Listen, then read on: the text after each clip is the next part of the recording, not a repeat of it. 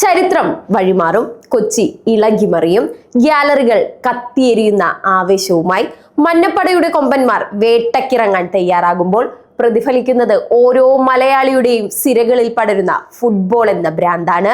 ഇത് വെറും ഒരു കളി മാത്രമല്ല, അഭിമാനത്തിന്റെ പോരാട്ടമാണ്. യുദ്ധത്തിന്റെ ആദ്യ കാഹളം മുഴങ്ങുന്നത് ഫുട്ബോളിന്റെ മക്കയായ കൊൽക്കത്തയിലാണ്. ഫെബ്രുവരി 14 മോഹൻ ബഗാന്റെ തട്ടകത്തിൽ അവരുടെ നെഞ്ചു വിറപ്പിച്ചുകൊണ്ട് ബ്ലാസ്റ്റേഴ്സിന്റെ പടയോട്ടം തുടങ്ങും. അവിടെ നിന്നും വിജയബേരി മുഴക്കി കൊമ്പന്മാർ തിരിച്ചെത്തുന്നത് നമ്മുടെ സ്വന്തം കൊച്ചിയിലേക്കാണ്. ഫെബ്രുവരി 22 മുംബൈ സിറ്റിയും 28 ഇന്റർ കാശിയും കലൂരിലെ മഞ്ഞക്കടലിന്റെ കരുത്തറിയും. മാർച്ച് മാസത്തിലെ ചൂടിലും ആവേശം ഒട്ടും ചൂരില്ല.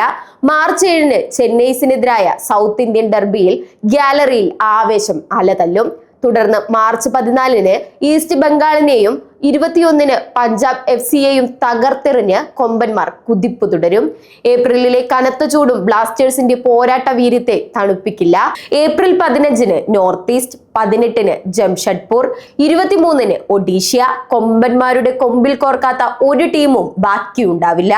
ഓരോ മത്സരവും മഞ്ഞപ്പടയുടെ കരുത്തിന്റെ വിളംബരമായിരിക്കും. ഒടുവിൽ മെയ് 10 മുഹമ്മദൻ FC-ക്കെതിരെ കൊച്ചിയിൽ അവസാന വിസിൽ മുഴങ്ങുമ്പോൾ അത് വെറുമൊരു ജയമായിരിക്കില്ല, കേരളത്തിന്റെ കിരീടത്തിലേക്കുള്ള ചരിത്രപരമായ ചുവടുവെപ്പായിരിക്കും.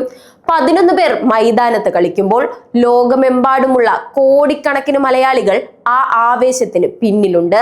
ഗ്യാലറിയിലെ ഓരോ ഡ്രം ബീറ്റും ബ്ലാസ്റ്റേഴ്സിന്റെ ഹൃദയമിടിപ്പാണ്. തോൽക്കാൻ മനസ്സില്ലാത്ത, തളരാൻ ഉദ്ദേശവുമില്ലാത്ത കൊമ്പന്മാർ വരികയാണ്.